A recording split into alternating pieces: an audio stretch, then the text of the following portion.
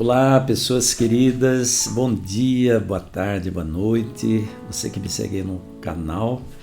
Mais uma vez estamos aqui para o nosso projeto Torpedo 365, hoje o episódio 245. Que alegria voltar aqui e compartilhar a palavra mais uma vez com você, tá bom? Seja bem-vindo, seja bem-vinda. Você que ainda não é inscrito no meu canal, se inscreva, tem muita coisa boa vindo por aí. Compartilhe os vídeos. Deixe o seu like, seus comentários, acione o sininho de notificações, pois assim o YouTube vai entender que os vídeos são relevantes e vai fazer com que esses vídeos cheguem até mais pessoas, tá bom? Eu conto com essas ações da sua parte para que o nosso canal cresça a cada dia mais. Esse barulho que você está ouvindo aí ao fundo são trovões, está chovendo muito aqui em Londrina. Hoje, uma quarta-feira, dia 7 de setembro de 2022, dia da independência do Brasil. Que cada dia seja também o dia da sua e da minha independência, da sua e da minha liberdade, tá bom?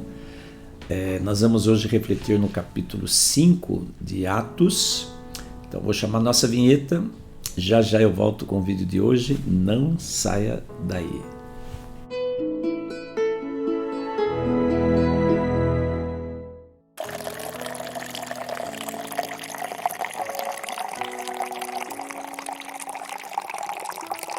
O capítulo 5 de Atos tem uma história muito significativa e ao mesmo tempo trágica, até certo ponto, né? Conta a história de Ananias e Safira. Ananias e Safira eram um casal que um dia fez um voto a Deus. Eu não gosto muito de usar a palavra promessa, eu prefiro a palavra voto, né? Mas é como se fosse uma promessa a Deus. Naquela época, início da igreja primitiva, os discípulos viviam num nível de união muito grande. A Bíblia diz que tudo que eles possuíam era comum a todos eles, ou seja, ninguém se considerava dono de nada. Cada um entregava tudo que tinha para o bem da expansão do trabalho de Deus. Então eram propriedades, o próprio esforço pessoal, né, o serviço pessoal, e eles viviam nessa comunhão. Ou seja, tudo que eles tinham era comum a todos eles, tá? E nesse contexto, esse casal, Ananias e Safira, eles fizeram uma promessa, um voto a Deus. E esse texto, esse episódio, ele mostra para nós que Deus é amor, mas Deus também é justiça. Deus é amor, mas nós não podemos brincar com Ele. Deus é amor, Deus é amigo, mas ele, como eu disse aqui um dia já no Torpedo, ele não é meu amigo de copo, né? Essa é uma frase do Dr. Rodrigo Silva, arqueólogo e teólogo. Deus é meu amigo, mas Deus não é o meu companheiro de copo. Ou seja, o fato de Deus ser nosso amigo não significa que nós podemos brincar com ele, né? Nós temos que ter o devido respeito, a devida postura e a devida consciência de que ele é o nosso amigo, mas ele é o soberano, ele é supremo, ele está infinitamente acima de qualquer um de nós. E ao analisar isso e ao pensar sobre isso, nós também devemos ter responsabilidade a respeito das coisas que nós praticamos, das coisas que nós prometemos a Deus, dos votos e das promessas que nós fazemos a Deus. Por que eu falo isso? A situação, o caso, a história de Ananias e Safira mostra que não se pode brincar com Deus, porque de Deus nós não podemos esconder nada, absolutamente nada. Esse casal, eles viram a comunhão que os discípulos tinham, com a qual eles viviam, aquela união, aquele amor, aquele cuidado de um para com o outro. E eles, de uma certa forma, quiseram viver também nesse processo, nessa vibe, né, dessa comunhão. Só que, detalhe, eles guardaram um pouquinho do coração deles para eles mesmos. Deus fala assim: filho meu, dá-me o teu coração. Né? É isso que Deus fala, é isso que Deus pede. Mas eles entregaram uma parte do coração a Deus e a outra eles reservaram para si mesmos. Por que eu digo isso? Eles prometeram diante da igreja da época, dos seus irmãos de fé, eles prometeram que eles iam vender um terreno, e ao vender esse terreno eles iam dar tudo o dinheiro que eles conseguissem pelo terreno para a expansão da causa de Deus. Eles venderam o terreno, e quando eles trouxeram o dinheiro para Deus, eles ficaram com uma parte para eles. Eles não cumpriram a promessa, eles não cumpriram o voto que eles tinham feito a Deus. Então, Ananias chegou primeiro, né? Entregou aquele dinheiro para os discípulos. Aliás, ele chegou para entregar o dinheiro, né? E Pedro disse para Ananias assim: por que você está mentindo para o Senhor? Você vendeu o terreno e você reteve parte da renda para você. Você não precisaria prometer o que prometeu. Você não precisaria dar tudo. Aliás, você não precisaria dar nada para Deus. É seu, sem nenhum problema. Agora, a partir do momento que você prometeu, que você fez um voto, você tem que cumprir esse voto. Você tem que cumprir essa promessa. E Pedro foi bem enfático, ele falou assim: você não mentiu para homens, você mentiu para o Espírito Santo, portanto você mentiu para Deus. E agora você vai receber o castigo por essa mentira. Naquele mesmo momento, Ananias caiu morto ali, né, aos pés do apóstolo Pedro.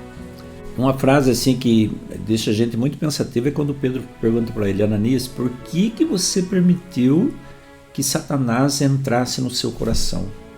Por que você permitiu que isso acontecesse? Tá?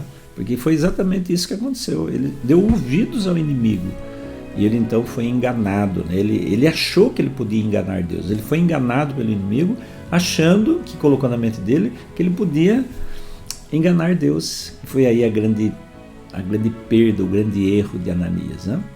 Assim que ele caiu morto, ele foi retirado ali daquele local, e dali a poucos minutos a esposa Safira apareceu. E Pedro, ele fez a mesma pergunta para a esposa dele: por que você fez isso? Por que você fez um voto? E aí estão os pés daqueles que levaram o seu marido morto, que vão também te levar. E imediatamente Safira também caiu morta ali.